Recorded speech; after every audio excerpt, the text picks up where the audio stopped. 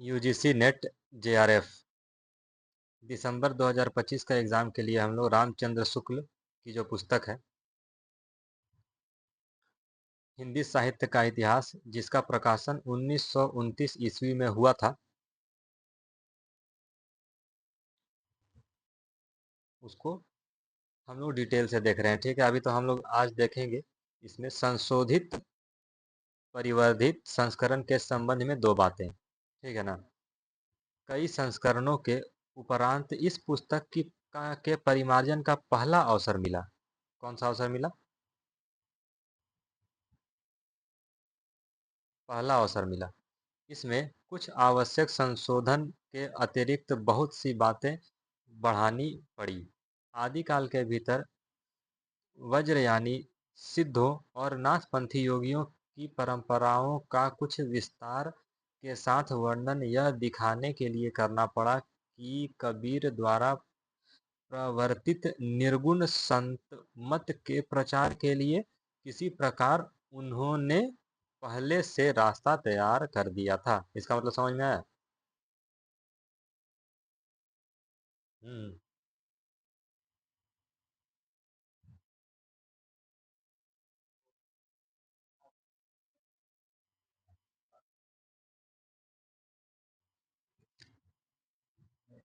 जैसे आदिकाल के भीतर वज्रयानी सिद्धों और नाथपंथी योगियों की परंपराओं का कुछ विस्तार के साथ वर्णन यह दिखाने के लिए करना पड़ा।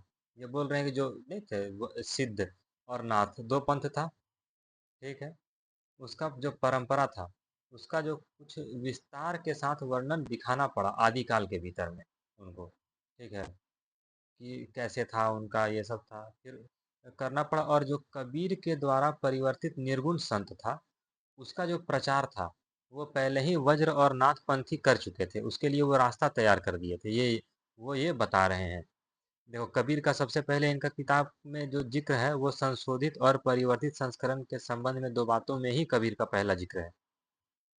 ठीक, इस बात को ध्यान में रखना है।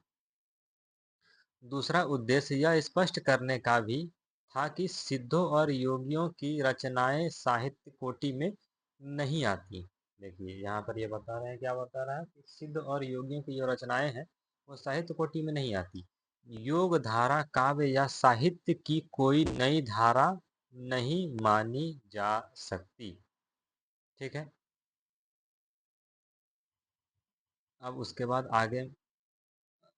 आगे में है कि भक्ति काल भक्ति काल के अंतर्गत, किसके अंतर्गत? हम्म। हाँ, भक्ति काल के अंतर्गत स्वामी रामानंद और नामदेव पर विशेष रूप से विचार किया गया, क्योंकि उनके संबंध में अनेक प्रकार की बातें प्रचलित हैं। ठीक है ना। भक्ति काल में क्या, स्वामी रामानंद और नामदेव पर विशेष रूप से विचार किया गया। क्यों? क्योंकि उनके संबंध में अनेक प्रकार की बातें प्रचलित हैं। रीति काल के सामान्य परिचय में हिंदी के अलंकार ग्रंथों की परंपरा के उद्गम और विकास को कुछ अधिक विस्तार के साथ दिखाया गया है। ठीक है, रीति काल में ये बताएं कि हम क्या दिखाएं, उधर आदिकाल में वो बता ही दिए।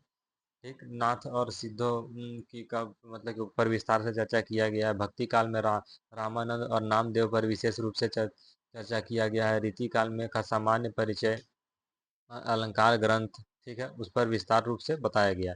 फिर धनानंद आदि कुछ मुख्य मुख्य कवियों का आलोचनात्मक परिचय भी विषय रूप से मिलेगा। ठीक है, रीति काल में मिलेगा। ठीक, उसके बाद है फिर आधुनिक काल। उसके बाद क्या है? आधुनिक काल। आधुनिक काल के भीतर खड़ी बोली के गद्य का इतिहास, इधर जो कुछ सामग्री मिली मिली है उसकी दृष्टि से एक नए रूप में सामने लाया गया है। ठीक है ना।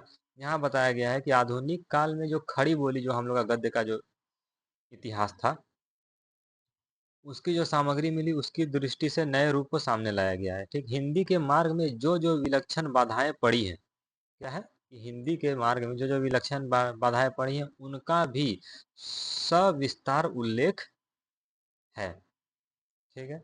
पिछले संस्करण में वर्तमान अर्थात आजकल चलते हुए साहित्य की मुख्य प्रवृत्तियों का संकेत मात्र करके छोड़ दिया गया था। इस संस्करण में समसामयिक साहित्य का अब तक का आलोचनात्मक विवरण दे दिया गया है, जिससे आज तक के साहित्य की गतिविधि का पूरा परिचय प्राप्त होगा। ये बताए गए हैं, बता दिए हैं कि जो जो था उसमें हम अपना सामग्री तैयार कर दिए हैं। ठीक है, मतलब कि अपना पुस्तक तैयार कर दिए हैं। ये इसके बारे में यहाँ पर बताया गया। आशा है कि इस संशोधित और परिवर्धित रूप में यह इतिहास विशेष उपयोगी सिद्ध होगा। अक्षय तृतीया संवत 1997, रामचंद्र शुक्ल। ठीक है, अब आगे आगे में क्या है, इसमें विषय सूची दिया हुआ है ना। तो विषय सूची में क्या है, सबसे पहला में क्या है, काल विभाग। काल विभाग जनता और साहित्य का संबंध, हिंदी साहित्य के इतिहास के 4 काल। ठीक है, इन कालों के नामकरण का तात्पर्य। ये काल विभाग में इतना ही है। क्या क्या है मुख्य रूप से, तो जनता और साहित्य के बीच में संबंध बताए हैं वो, हिंदी साहित्य के इतिहास के 4 काल के विषय में बता दिए हैं, फिर कालों के नामकरण का तात्पर्य बताए हैं। ठीक, उसके बाद आता है आदिकाल। उसके बाद है कौन सा चैप्टर है, पहला चैप्टर है काल विभाग, दूसरा चैप्टर है इसका आदिकाल। आदिकाल में क्या है, आदिकाल में 2 प्रकरण है। कितने प्रकरण है, आदिकाल में 2 प्रकरण है। एक का नाम है सामान्य परिचय। देखिए, एक का नाम क्या है, सामान्य परिचय। सामान्य परिचय नाम है। तो दूसरे प्रकरण 1 का नाम है सामान्य परिचय, प्रकरण 2 का नाम है अपभ्रंश काव्य। ये मतलब कि पूरा सिलेबस इसमें, पूरा बुक का तो टॉपिक नहीं याद करना है ना, मेन प्रकरण का नाम हम लोग को दिमाग में रखना होगा कि हाँ, ये आदि। हाँ। एग्जाम में ये पूछा भी है ना कि ये किस तरह से बंटा हुआ है, तो ये प्रकरण में बंटा हुआ है। ठीक है, प्रकरण 1 और प्रकरण 2। प्रकरण 1 का नाम क्या है, सामान्य परि प्रकरण 2 का नाम क्या है, अभ्रंश काव्य। सामान्य परिचय में वही आदिकाल का आविर्भाव कैसे हुआ, कैसे ये हुआ, ये सब के बारे में बताया। उसके बाद है वीर गाथा काल। वीर गाथा काल का वो अपना दिए हैं क्या, संवत 1050 से 1375 तक। यही काल क्रम ये दिमाग में रखना है। फिर इसमें प्रकरण 3, प्रकरण 4 है। प्रकरण 3 का नाम क्या है, देश भाषा काव्य। प्रकरण 4 का नाम क्या है, फुटकल रचनाएं। फुटकल रचनाएं में तुमको आ जाएगा लोक भाषा के पद, खुसरो, विद्यापति आदि। उसके बाद आ जाता है पूर्व मध्यकाल। तो आदिकाल का खत्म हो गया। उसके बाद क्या है, पूर्व मध्य। इसका समय सीमा कितना है, भक्ति काल समु 1375 से 1700। सबसे अगर हिंदी साहित्य में देखे ना, तो अगर कोई सबसे बड़ा काल है तो वो है भक्ति काल। ठीक है ना, भक्ति काल का समय सीमा सबसे ज़्यादा है। तो भक्ति काल में जो प्रकरण कितना है, एक, उसमें क्या है, सामान्य परिचय। उसमें वही बताया गया, राजनीतिक धार्मिक परिस्थिति, भक्ति का प्रवाह कैसे हुआ, कौन कौन मुख्य संत, ये सब उसके बारे में बताया गया। उसके बाद फिर आ जाते हैं ज्ञानाश्रयी शाखा। ठीक, ज्ञानाश्रयी शाखा में क्या है, तो निर्गुण धारा, सगुण धारा, 2 भागों में था। तो ज्ञानाश्रयी शाखा प्रकरण 2 में निर्गुण धारा के बारे में बताया गया है। फिर प्रेम मार्गी सूफी शाखा। प्रेम मार्गी को ही सूफी शाखा भी कहा जाता है ना, जो हम लोग को पढ़ाया गया था। ये प्रेम मार्गी को भी सूफी शाखा कहा जाता है। प्रकरण 3 निर्गुण धारा। इसमें कवि का परिचय, सूफी कवियों की कबीर से भिन्नता, प्रेम गाथा परंपरा की समाप्ति, सूफी आख्यान काव्य का हिंदू कवि। उसके बाद है राम भक्ति शाखा। राम भक्ति शाखा में क्या है, प्रकरण 4 सगुण धारा, अद्वैतवाद। इसमें वही सब है, सगुण धारा में क्या क्या आएगा। और कृष्ण भक्त सगुण धारा में फिर राम भक्ति कृष्ण भक्ति 2 धाराओं में बटा हुआ है, 2 शाखाओं में। उसके बाद आ जाते हैं हम लोग भक्ति की फुटकल रचनाएं। उसमें क्या क्या आएगा, तो सगुण धारा में क्या क्या है वो सब इसमें बताया गया, भक्ति का प्रवाह कैसे हुआ, यही सब इसमें इन चैप्टरों में हम लोग को मुख्य रूप से पढ़ना है। फिर उत्तर मध्यकाल, इसको रीति काल के नाम से भी जाना जाता है। मतलब रीतिकाल इसमें उत्तर मध्यकाल चैप्टर का नाम दिया गया है। इसका क्या है, संवत 1700 से 1900। ठीक है, सामान्य परिचय प्रकरण 1 का नाम है। प्रकरण 2 का नाम क्या है, रीति ग्रंथकार कवि। इसमें कवि का परिचय है। प्रकरण 3 का नाम क्या है, रीतिकाल के अन्य कवि। उसके बाद हम लोग आ जाते हैं आधुनिक काल में। आधुनिक काल में क्या है भाई, इसका समय सीमा कितना है, तो संवत 1900 से 1980। ठीक है, गद्यखंड प्रकरण 1 सामान्य परिचय गद्य का विकास।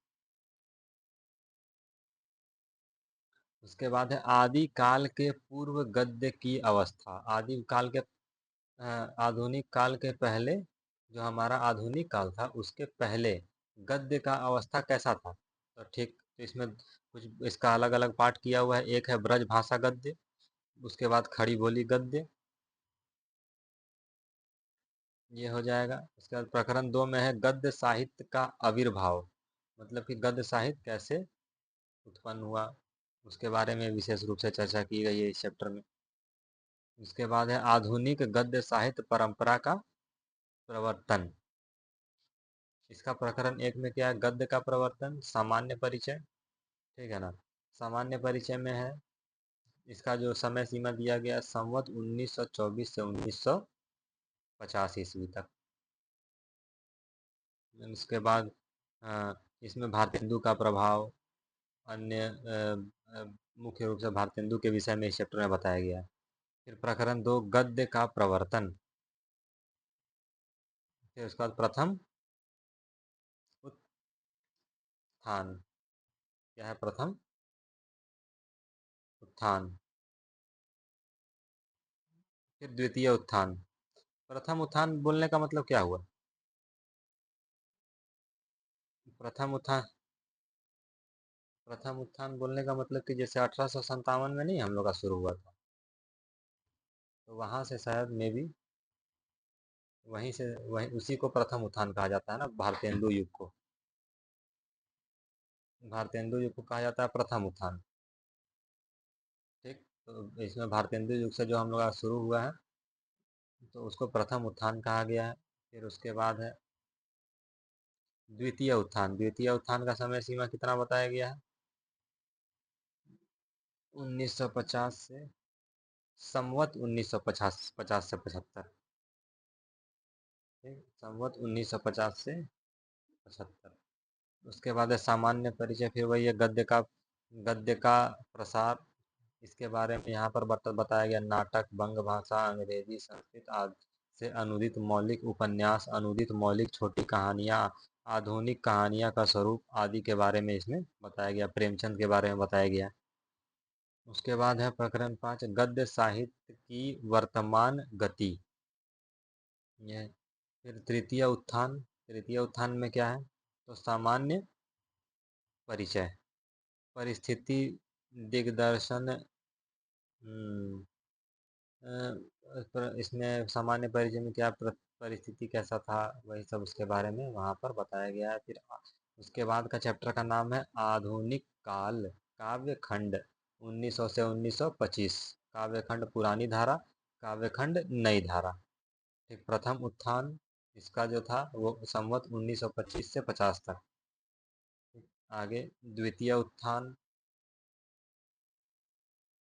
1950 से 75 तक। इसमें ये सब चैप्टर के बारे में बताया गया है। इसमें मुख्य रूप से आधुनिक कवि महावीर प्रसाद द्विवेदी, अयोध्या सिंह उपाध्याय, हरिऔध द्विवेदी मंडल के बारे के कवियों के बारे में बताया गया है। ठीक है ना, ये सब है। फिर काव्य खंड नई धारा, आधुनिक काल में ही ये बहुत सारा चैप्टर बना के रख दिए हैं। इतना इतना सारा चैप्टर है, आधुनिक काल ही मुख्य रूप से बहुत बड़ा है इनका। फिर तृतीय उत्थान में है संवत 1975 से वर्तमान काव्य धारा सामान्य परिचय। फिर काव्य खंड नई धारा, फिर द्वितीय उत्थान 1950 से 75। फिर तृतीय उत्थान संवत 1975 से। एक ही चीज़ दो बार दे, मिसप्रिंट है कि सही है ये, हम्म? सही है लगता है, मिसप्रिंट है कि सही है, ये जो दिया हुआ है द्वितीय उत्थान संवत 1950 से 75, फिर प्रथम उत्थान, नहीं नहीं, ठीक है ठीक। जैसे यहाँ दिया तृतीय उत्थान,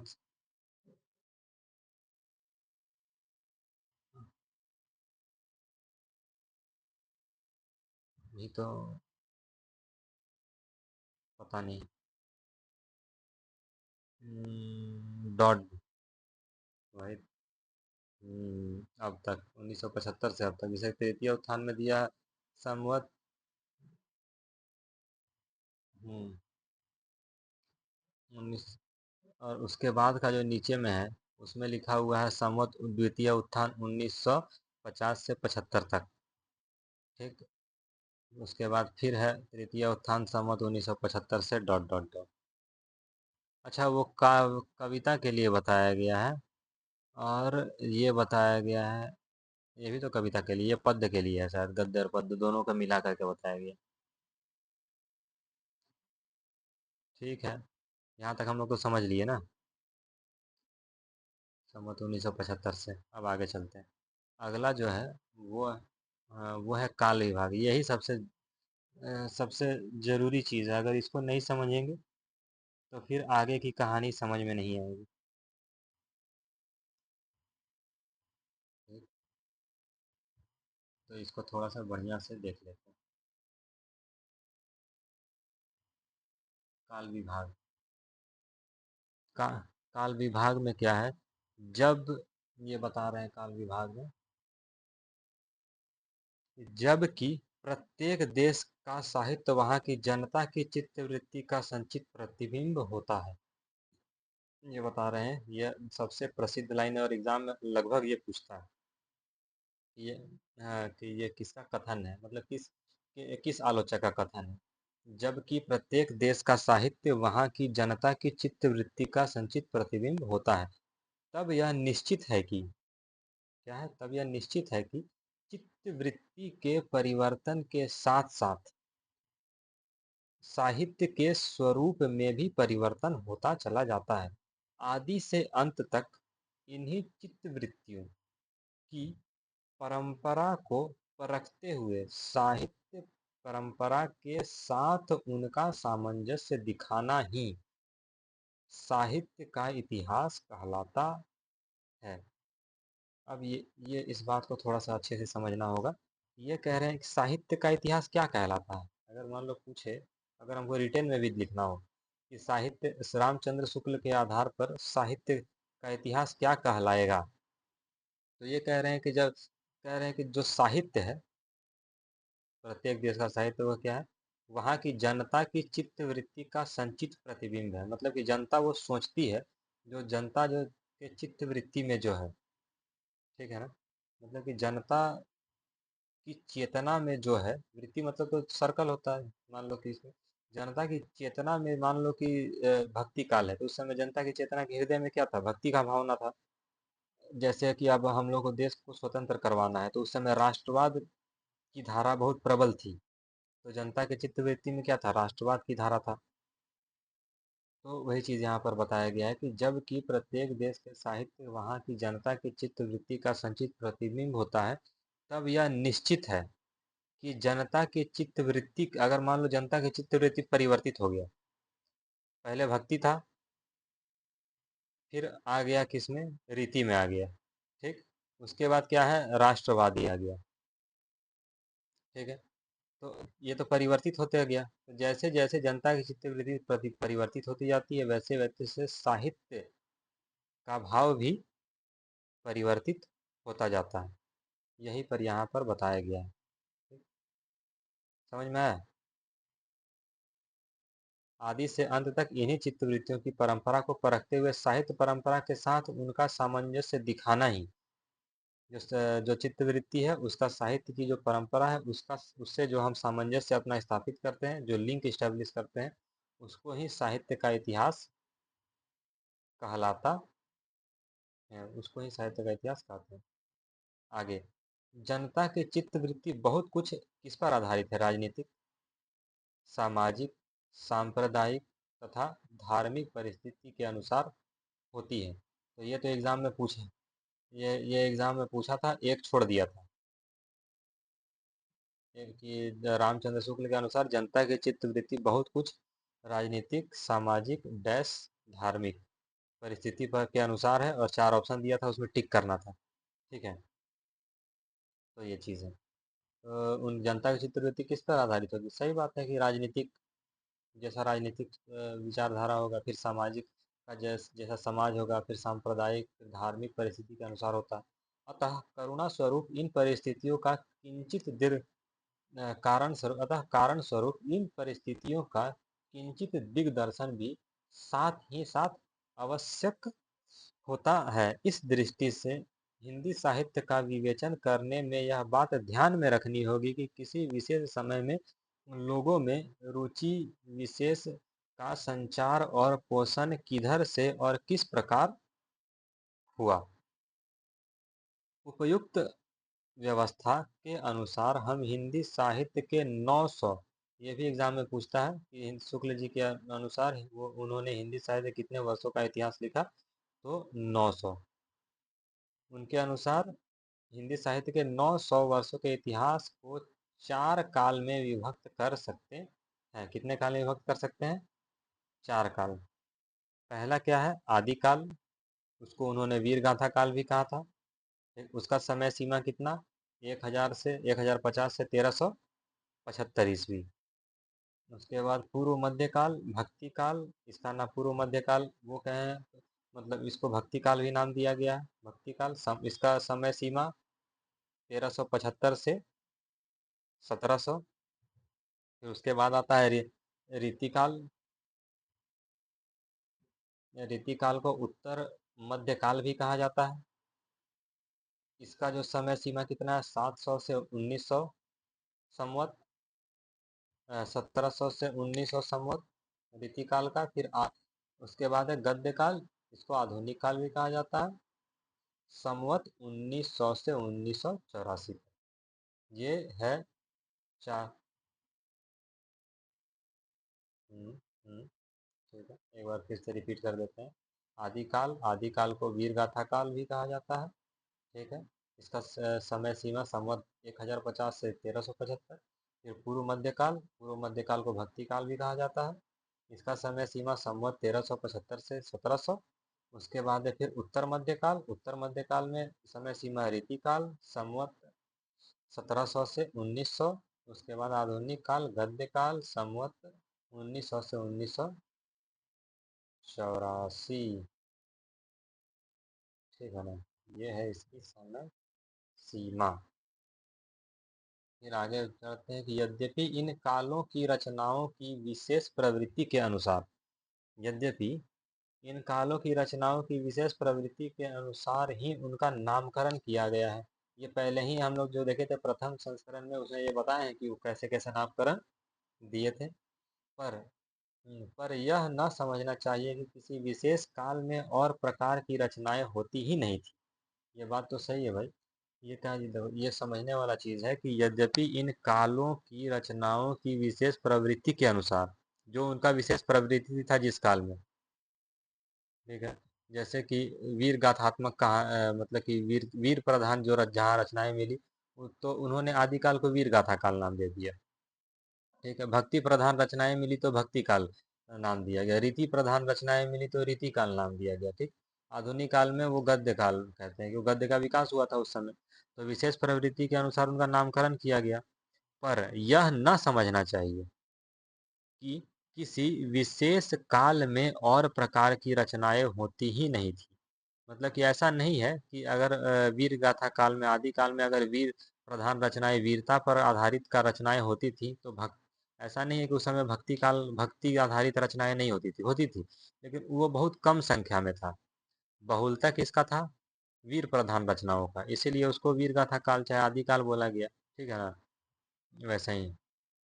और उदाहरण देते हैं कि जैसे भक्ति या रीति काल को ले, तो उसमें वीर रस के अनेक काव्य मिलेंगे, जिनमें वीर राजाओं की प्रशंसा उसी ढंग की होगी जिस ढंग की वीर गाथा काल में हुआ करती थी। अतः प्रत्येक काल का वर्णन इस प्रणाली पर किया जाएगा कि पहले तो उक्त काल की विशेष प्रवृत्ति सूचक उन रचनाओं का वर्णन होगा जो उस काल के लक्षण के अंतर्गत होंगी। ठीक। पीछे संक्षेप में उनके अतिरिक्त और प्रकार की ध्यान देने योग्य रचनाओं का उल्लेख होगा। यहाँ पर इतना कहने का समझने का मतलब यही है कि अगर किसी काल में, जैसे भक्ति काल है, भक्ति काल में अगर भक्ति प्रधान रचनाएं हुई हैं, तो ऐसा नहीं है कि भक्ति काल में वीर प्रधान रचनाएं नहीं हुई हैं, लेकिन उसका क्या है, प्रभाव बहुत कम था, उसकी संख्या बहुत कम थी। यही वो कहना चाहते हैं इसमें। ठीक। उसके बाद अब नेक्स्ट दिन हम लोग पढ़ेंगे आदिकाल। आज के लिए इतना समाप्त हुआ।